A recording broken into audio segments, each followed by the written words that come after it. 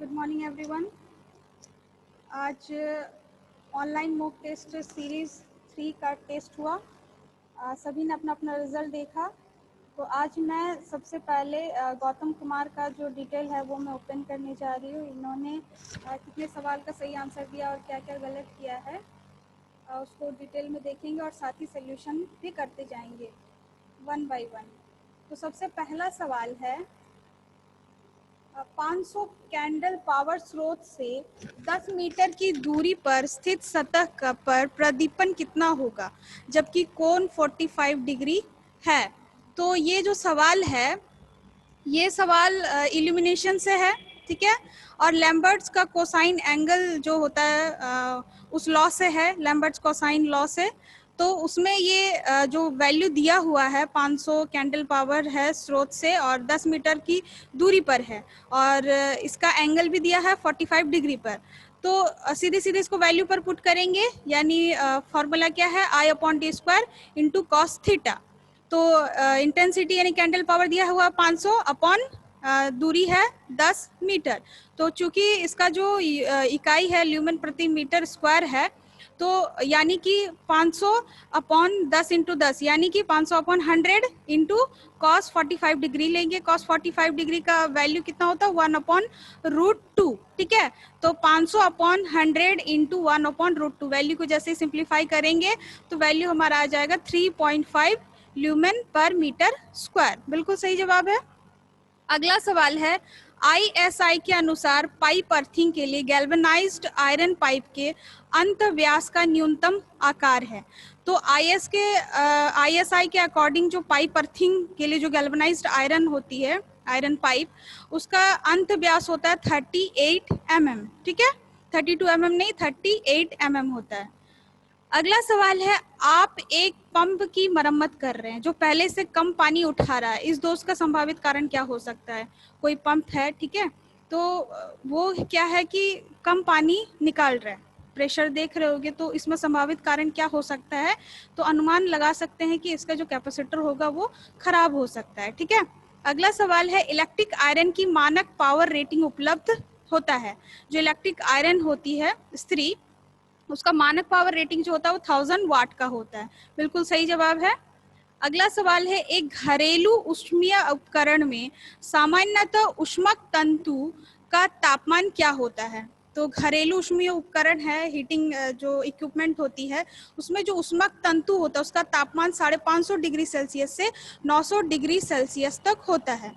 बहुत ही अच्छे सवाल का जवाब सही दिए हैं। अगला सवाल है एक पदार्थ जिसकी धारण शक्ति निम्न है किसके निर्माण में उपयोग हो सकता है। तो पदार्थ जिसकी धारण शक्ति यानी रिटेंटिविटी जो होती है वो पदार्थ की जो रिटेंटिविटी वो लो है, यानी निम्न है, बहुत कम है। तो ऐसे पदार्थ का उपयोग जो होता है वो इलेक्ट्रोमैग्नेट के रूप में उसका इस्तेमाल किया जाता है। अगर रिटेंटिविटी अधिक होती है तो उसको स्थायी चुंबक के लिए प्रयोग किया जाता है, ठीक है। अगला सवाल है एल्यूमिनियम को आकर्षक बनाने हेतु प्लेटिंग किया जाता है किसका। तो एल्यूमिनियम को और अधिक चमकदार उसका ऊपरी जो लेयर होती है बनाने के लिए, आकर्षक बनाने के लिए एक प्लेटिंग किया जाता है, वो होती है निकेल की, ठीक है। अगला सवाल है ऑटो ट्रांसफार्मर का एडवांटेज क्या है। तो ऑटो ट्रांसफार्मर जो होती है उसके एडवांटेज क्या है, क्या लाभ है, क्या फायदे हैं उनके। तो ऑटो ट्रांसफार्मर जो होती है सबसे पहले तो इनकी एक ही वाइंडिंग होती है, एक ही वाइंडिंग में प्राइमरी और सेकेंडरी होती है, जिस वजह से क्या होता है कि वाइंडिंग के लिए जो कॉपर वाइंडिंग होती है उसकी बचत हो जाती है। दूसरी की इसकी इफिशियंसी अधिक होती है और साथ ही ये वेरिएबल वोल्टेज जो होता है वो वेरी करके ये हमें प्रदान कर सकता है, ठीक है। तो इनके अलग अलग ये सारे एडवांटेजेस हैं। अगला सवाल है कुछ सीलिंग फैन के पुर्जे पूरी तरह मरम्मत के बाद पुनः लगाए गए हैं। इनमें से 2 पंखे को कंपन करते पाया गया, ठीक है। कंपन का कारण निम्न में से कौन है। तो सीलिंग फैन जो है अक्सर जब खराब हो जाता है तो खोल के मरम्मत करते हैं, मेंटेनेंस करते हैं। तो उसके बाद मेंटेनेंस के बाद जितने भी सारे उसके पार्ट है, पार्ट को फिर से असेंबल किया गया। जब असेंबल करने के बाद पंखे को चलाया गया तो देखा गया कि उनके जो पंखे होते हैं, 3 पंखे हैं, ठीक है, तो 2 पंखों में क्या हुआ, कंपन हो रहा है। हिल रहा है, ठीक है, तो उसका रीज़न क्या हो सकता है? तो ये हो सकता है कि उनकी जो पत्तियां होती है या तो वो टेढ़ी हो गई है, मुड़ गई है, जिस वजह से वो सही से नहीं घूम पा रही है, नहीं मूव कर रही है, जिसकी वजह से क्या हो रहा है, कंपन हो रहा है। तो ये रीज़न हो सकता है। अगला सवाल है, केबल को लंबाई बढ़ाने हेतु दो केबल टुकड़ों को उपयुक्त जोड़ विधि से जोड़ दिया जाता है। इसके अतिरिक्त कौन सी अन्य विधि से दो केबल टुकड़ों को आपस में जोड़ दिया जाता है?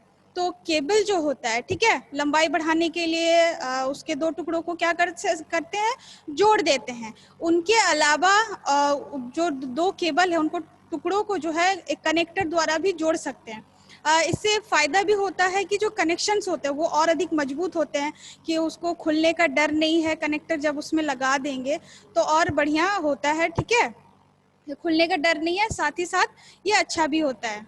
अगला सवाल है, कार्ट्रिज फ्यूज का प्रयोग किया जाता है। तो कार्ट्रिज फ्यूज जो होती है वर्कशॉप में नॉर्मली इसका सामान्यतः उपयोग किया जाता है। अगला सवाल है, किस लैंप को पिग्मी लैंप के नाम से जाना जाता है? तो पिग्मी लैंप जो होती है वैक्यूम मेटलिक जो फिलामेंट लैंप होती है उससे कहा जाता है, यानी निर्वात धात्विक फिलामेंट लैंप। इस लैम्प को कैंडल लैम्प भी कहते हैं या नाइट लैम्प भी कहते हैं, क्योंकि इसमें जो 90% ऊर्जा होती है, एनर्जी होती है, वो हीटिंग में चली जाती है, व्यर्थ हो जाती है, खत्म हो जाती है, और 10% ही जो है वो प्रकाश के रूप में यूज होता है, ओनली 10%। तो इस प्रकार से ये जो निर्वात धात्विक फिलामेंट लैंप जो होता है उसको पिग्मी लैंप या नाइट लैंप या कैंडल लैंप के नाम से भी जाना जाता है, और इसको डीमिंग परिपथ में भी इसका इस्तेमाल किया जा सकता है। अगला सवाल है, किसी ट्रांसफार्मर के नो लोड लॉस के दो घटक है, वह है भंवर धारा और हिस्टैरिसीस लॉस। ट्रांसफार्मर के किस भाग में हिस्टैरिसीस लॉस उत्पन्न होगा? ट्रांसफार्मर नो लोड लॉस के दो घटक है, ठीक है, एक है भंवर धारा यानी एडी करंट लॉस और एक हिस्टैरिसीस लॉस, ठीक है। तो ये कहा जा रहा है कि ट्रांसफार्मर के किस हिस्से में हिस्टैरिसीस लॉस होता है? तो ट्रांसफार्मर की कोर जो होती है, कोर में ये हिस्टैरिसीस लॉस उत्पन्न होती है। बिल्कुल सही जवाब है। अगला सवाल है, किसी ट्रांसफार्मर की all day efficiency, all day दक्षता को परिकलित करने के दौरान खपत आउटपुट पावर की इकाई क्या होती है? ऑल डे इफिशिएंसी निकालने के बाद आउटपुट पावर की जो इकाई होती है वो किलोवाट आवर में होती है, ठीक है, बिल्कुल सही जवाब है। नेक्स्ट क्वेश्चन, किसी ट्रांसफार्मर में यदि सेकेंडरी वाइंडिंग में चक्करों की संख्या प्राइमरी वाइंडिंग की दुगुनी हो तो सेकेंडरी वोल्टेज होगी। तो ट्रांसफार्मर में दो वाइंडिंग है, प्राइमरी और सेकेंडरी। सेकेंडरी में क्या कहा जा रहा है कि जो टर्न्स है उसको दुगुनी कर दिया, ठीक है, तो सेकेंडरी वोल्टेज क्या होगी प्राइमरी की अपेक्षा? तो वोल्टेज भी प्राथमिक वोल्टेज की दुगुनी होगी, ठीक है, बिल्कुल सही जवाब है। अगला सवाल है, किसी फ्लोरोसेंट ट्यूब के लैंप में स्ट्रोबोस्कोपिक प्रभाव को रोका जा सकता है। तो स्ट्रोबोस्कोपिक प्रभाव क्या होता है? तो ये जनरली हम लोगों ने बताया था, आप लोगों को बताया था, आप लोगों ने पढ़ा होगा कि जो मरकरी आर्गन या मरकरी लैंप जो होती है उसमें ये जो प्रभाव होता है स्ट्रोबोस्कोपिक प्रभाव वो उत्पन्न होता है। इसमें क्या होता है कि उसके प्रकाश में कोई भी घूमने वाली वस्तु जो होती है वो उल्टी दिखाई देती है, यानी उल्टा उल्टा घूमता हुआ। तो इसीलिए इसका इस प्रकार का जो लैंप होता है ना, वो कोई भी वर्कशॉप में यानी कार्यशाला में जहाँ पे कोई एक्सपेरिमेंट हो रहा है वहाँ पे इसका इस्तेमाल नहीं किया जाना चाहिए, ठीक है। तो इस प्रकार का अगर प्रभाव यानी स्ट्रोबोस्कोपिक प्रभाव हो रहा है तो उसको खत्म करने के लिए ट्यूबलाइट को लैग लीड सर्किट में यानी उसके पैरेलल में जोड़ करके इस प्रभाव को खत्म किया जा सकता है। अगला सवाल है, किसी विद्युत उपकरण में तापन अवयव में कौन सा गुण होना चाहिए?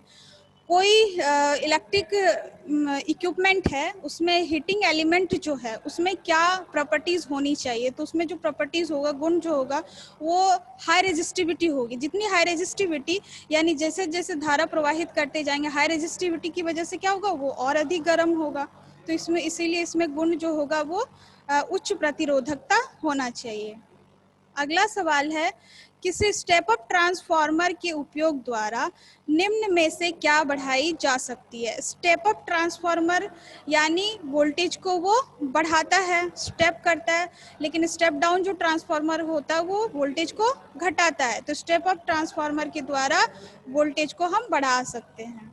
अगला सवाल है, किसी सर्किट में थर्मोस्टेट स्विच का उपयोग करने का उद्देश्य क्या है? कोई सर्किट है जिसमें थर्मोस्टेट स्विच का उपयोग किया जाता है, तो क्यों किया जाता है, इसका उद्देश्य क्या है? तो थर्मोस्टेट स्विच जो होती है जनरली उसको उपयोग जो होता है टेम्परेचर कंट्रोल करने के लिए इसका इस्तेमाल किया जाता है। जो आवश्यक तापमान में तापमान को स्थायी यानी आवश्यक तापमान को उसी तापमान में रखने का कोशिश करता है, ठीक है, यानी कंट्रोल करके रखता है, तापमान को नियंत्रित करके रखता है। अगला सवाल है, गीजर के बाहरी ढक्कन और अंततः टैंक के बीच में कौन सा पदार्थ यूज किया जाता है? तो गीजर जो होती है दो, एक अंतर टैंक होती है जिसमें इमर्शन भी होता है जो पानी को गर्म करता है, और जो एक भाग होता है जिसमें से क्या होता है कि जो नल की पानी होती है डायरेक्ट उससे, यानी इनलेट और आउटलेट, तो इनलेट में वो कनेक्टेड होता है, और साथ ही साथ जो अंतर टैंक है के बाहर भी एक और बेलनाकार जो होती है इसकी शेप, तो एक और बाहरी ढक्कन होता है। तो दोनों के बीच एक पदार्थ यूज किया जाता है, थर्मल इंसुलेटिंग पदार्थ, जिसे कहते हैं ग्लास वूल। ग्लास वूल जो होती है थर्मल इंसुलेटिंग पदार्थ है। ये अंतर टैंक में जो उष्मा यानी हीटिंग जो वाटर है, पानी को गर्म किया हो उसके तापमान को बनाए रखता है, ठीक है, ये ग्लास वूल यानी ये थर्मल इंसुलेटिंग पदार्थ है। अगला सवाल है, गीजर की आंतरिक सतह पर टीन की परत चढ़ाने का मुख्य कारण क्या है? तो आंतरिक सतह जो है उस पे टीन की एक लेयर चढ़ाई जाती है ताकि उसमें कोरोजन ना हो, ठीक है, कोई क्षरण ना हो, उससे बचाने के लिए टीन की परत चढ़ाई जाती है, यानी तांबे की शीट पर कोरोजन प्रभाव को समाप्त करना। अगला सवाल है, घाव को भरने के लिए प्राथमिक उपचार के डब्बे में क्या चीज की ट्यूब होनी चाहिए? तो फर्स्ट एड बॉक्स जो होती है उसमें किसी को चोट लग जाती है तो चोट में जो ट्यूब होती है यानी जिसे बिटाडीन कहते हैं, घाव को भरने के लिए होती है। इसका ये जो है फर्स्ट एड के डब्बे में ये होना चाहिए, जिसे बिटाडीन कहते हैं, पेनिसिलिन नहीं, बिटाडीन होती है, घाव को जल्द से जल्द भरती है। अगला सवाल है, चुंबक अर्थात मैग्नेटाइट का रासायनिक सूत्र क्या है? तो मैग्नेटाइट का रासायनिक सूत्र है Fe3O4। अगला सवाल है, छोटे बल्बों की एक लड़ी में 4 समांतर पथ है और उन्हें केवल एक फ्लैशर बल्ब से नियंत्रित करना है, तो फ्लैशर बल्ब का धारा मान होगा। तो आप लोगों ने जलते बुझते बल्ब देखे होंगे, लड़ियाँ देखी होंगी जो सीरीज में छोटे छोटे बल्ब लगे होते हैं, जिनकी वोल्टेज मान जो होती है 3.8 से 6 वोल्ट के आसपास होती है, ठीक है। तो ढेर सारी जो लड़ी होती है सीरीज में इकट्ठी लगी होती है, उनको फ्लैशर बल्ब या जो ट्यूबलाइट में स्टार्टर जो होती है उसके द्वारा भी इसको कंट्रोल किया जा सकता है, ठीक है। और एक होता है ड्रम स्विच, इनके द्वारा भी उसको जैसे कुछ बल्ब का जलना, एक अंतराल के बाद दूसरे का जलना, ये इस तरह को इस तरह की जो लड़ियाँ होती है उसको जलाया या बुझाया, इस तरह से इस वे में उसका कंट्रोल किया जाता है। तो फ्लैशर बल्ब जो होता है, जैसे स्टार्टर में हीलियम गैस से भरी एक छोटी सी बल्ब होती है उसी प्रकार की होती है, और अगर छोटे बल्ब की लड़ी में जो है 4 समांतर पथ है तो फ्लैशर बल्ब का जो धारामान होगा वो एक बल्ब के धारामान का 4 गुना होना चाहिए, ये मान। ये फ्लैशर बल्ब जो होती है 300 मिली एम्पियर तक ये इसकी करंट कैरिंग कैपेसिटी होती है, ठीक है। अगला सवाल है, टंगस्टन फिलामेंट का प्रतिरोध। तो टंगस्टन फिलामेंट का प्रतिरोध जो होता है जो अप्लाई कर रहे वोल्टेज में, जैसे जैसे वोल्टेज बढ़ेगा इसका रेजिस्टेंस भी बढ़ता है, यानी लगाई गई वोल्टेज में वृद्धि के साथ टंगस्टन फिलामेंट का प्रतिरोध भी बढ़ता है। अब ये टंगस्टन का जो गलनांक पॉइंट होता है, ठीक है, वो 3400 डिग्री सेल्सियस होता है, ये आपको याद रखना है। अगला सवाल है, ट्रांसफार्मर अनुपात के को निर्धारित करने का सूत्र क्या है? तो ट्रांसफार्मर अनुपात जो होती है, जिसे ट्रांसफॉर्मेशन रेशियो के, इसको निर्धारित करने का एक सूत्र होता है N2/N1 is equals to E2 upon E1 is equals to I1 upon I2, जहाँ 2 और 1 जो है 2 सेकेंडरी वाइंडिंग के लिए इंडिकेशन हो रहा है, और I जो हो रहा है प्राइमरी के लिए। N है नंबर ऑफ टर्न, और E है EMF, और I है करंट। ठीक है, बिल्कुल सही जवाब है। अगला सवाल है ट्रांसफार्मर किस सिद्धांत पर कार्य करता है? तो ट्रांसफार्मर पारस्परिक प्रेरण यानी म्यूचुअल इंडक्टेंस पर ये काम करता है, बहुत इंपॉर्टेंट है। अगला सवाल है ट्रांसफार्मर किस सिद्धांत पर कार्य करता है? तो ट्रांसफार्मर म्यूचुअल इंडक्टेंस यानी पारस्परिक प्रेरण के सिद्धांत पर कार्य करता है। अगला सवाल है ट्रांसफार्मर की रेटिंग होती है, ट्रांसफार्मर की जो रेटिंग होती है वो केवीए में होती है, कई बार बताया जा चुका है, आप लोग को पता है, और बिल्कुल सही जवाब दिया गया है। नेक्स्ट सवाल है तापीय रिले विद्युत के किस प्रभाव पर आधारित होती है? यानी थर्मल रिले जो होती है वो विद्युत के ऊष्मीय प्रभाव पर यह आधारित होती है। ठीक है, ये थी 30 क्वेश्चन। इसके बाद हम लोग 5 मिनट का ब्रेक लेते हैं। नेक्स्ट हम लोग 31 से ब्रेक के बाद कंटिन्यू करेंगे।